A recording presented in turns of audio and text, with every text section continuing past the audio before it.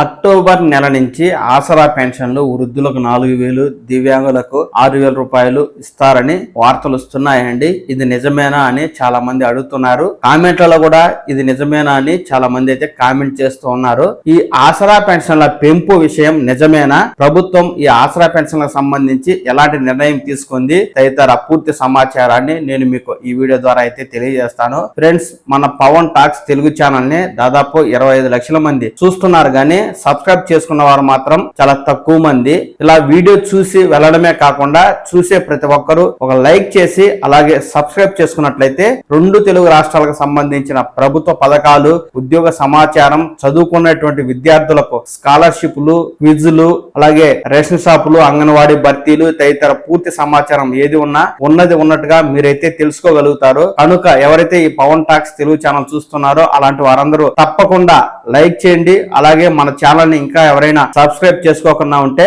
Subscribe చేసుకోండి. ఇక విషయంలోకి వెళ్తే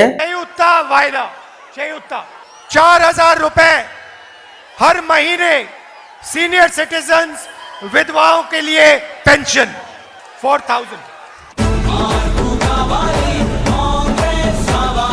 చూశారు కదా, కాంగ్రెస్ పార్టీ జాతీయ నాయకుడు రాహుల్ గాంధీ గారు శంషాబాద్ లో బహిరంగ వేదిక ద్వారా ఈ వృద్ధులకు 4,000, దివ్యాంగులకు 6,000 రూపాయలను అయితే ప్రకటించడం జరిగింది. అట్టహాసంగా జరిగిన ఈ కార్యక్రమంలో ఒక జాతీయ నాయకుడి చేత ఈ ప్రకటనను ఇప్పించిన రాష్ట్ర కాంగ్రెస్ పార్టీ అధికారంలోకి వచ్చిన తరువాత ఇక్కడ ఈ వృద్ధులను, దివ్యాంగులను అయితే మర్చిపోయిందనే చెప్పవచ్చండి. ఎందుకంటే మనకు అక్టోబర్ నెలలో రాష్ట్రంలో పంచాయతీ ఎలక్షన్లు నిర్వహించడానికి రాష్ట్ర ప్రభుత్వం అయితే సన్నద్ధమైంది. ఇప్పటికే గ్రామాల వారీగా, వార్డుల వారీగా ఈ ఓటర్ లిస్ట్ అయితే తయారు చేసింది.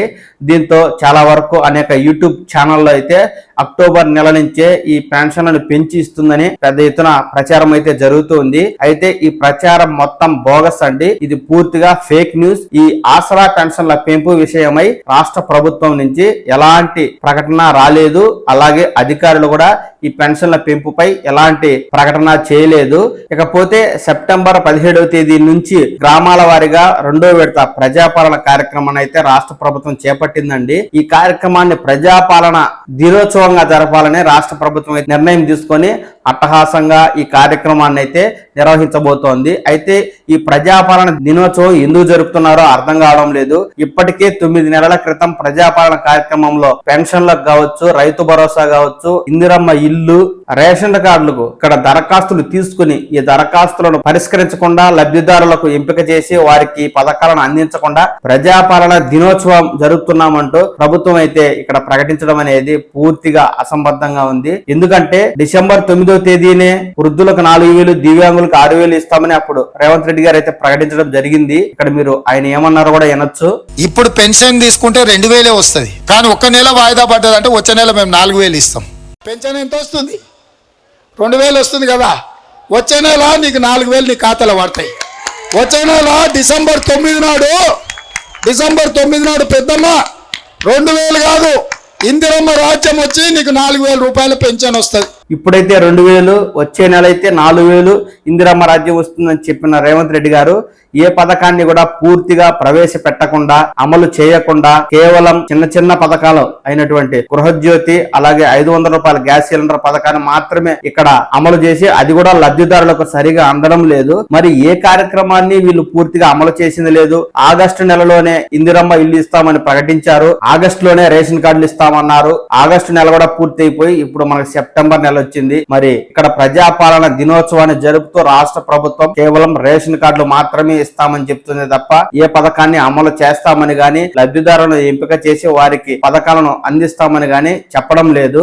ఇక్కడ ఎంత అన్యాయమో చూడండి. ఖమ్మం జిల్లాలో వరదలు వస్తే అక్కడ పూర్తిగా దెబ్బతిన్నటువంటి ఇళ్లకు ఇందిరమ్మ ఇల్లు ఇస్తామంటూ మంత్రి అయితే పొంగులేటి శ్రీనివాసరావు గారు ప్రకటించారు. ఇది చాలా అన్యాయం కాదా? 9 నెలల క్రితం ఇందిరమ్మ ఇళ్లకు దరఖాస్తు చేసుకుని ఇంకా ఎదురు చూస్తూ ఉంటే లబ్ధిదారులైన వారికి ఇందిరమ్మ ఇల్లు ఇంకా అందలేదు. అలాంటిది ఇల్లు పూర్తిగా డ్యామేజ్ అయిన వారికి ఆర్థిక సహాయం చేసి ఇల్లు నిర్మించుకోవాలని చెప్పాల్సింది పోనిచ్చి ఇక్కడ ఇందిరమ్మ ఇల్లు ఇస్తామంటూ ప్రభుత్వం అయితే చేతులు దులుపుకుంది. ఇది ఏమరకు న్యాయం? ఇక్కడ కేంద్ర ప్రభుత్వాన్ని వరద నష్టం 4,000 కోట్లు డిమాండ్ చేస్తున్న రాష్ట్ర ప్రభుత్వం ఆ నష్టపరిహారాన్ని ఇక్కడ బాధితులకు అందించవలసిన బాధ్యత రాష్ట్ర ప్రభుత్వం పైన లేదా?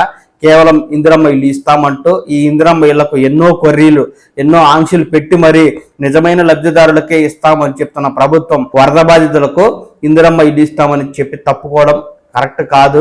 మొత్తంగా చెప్పొచ్చేది ఏంటంటే ఈ ఆసరా పెన్షన్లకు సంబంధించి రాష్ట్ర ప్రభుత్వం పెంపు కావచ్చు లేదా కొత్త పెన్షన్ల మంజూరు కావచ్చు, రెండో విడత ప్రజాపాలనలో ఎలాంటి నిర్ణయం తీసుకునే అవకాశం లేదండి. కేవలం రేషన్ కార్డులు, ఆరోగ్యశ్రీ కార్డులకు సంబంధించి లబ్ధిదారులను ఎంపిక చేసి అలాంటి వారికి మాత్రమే ఈ మేరకు రేషన్ కార్డులు, ఆరోగ్యశ్రీ కార్డులు ఇవ్వడం జరుగుతుంది.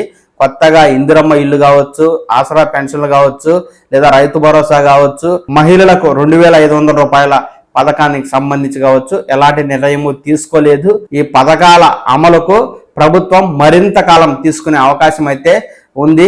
ఈ ఆసరా పెన్షన్ సంబంధించి రాష్ట్ర ప్రభుత్వం నుంచి ఏదైనా తాజా సమాచారం ఉన్నట్లయితే ఆ సమాచారాన్ని నేను మీకు వెంటనే తెలియజేస్తాను. ఆ సమాచారాన్ని మీరు తెలుసుకోవడం కోసం ఈ పవన్ టాక్స్ తెలుగు ఛానల్ అయితే లైక్ చేసి సబ్స్క్రైబ్ చేసుకోండి. నమస్కారం.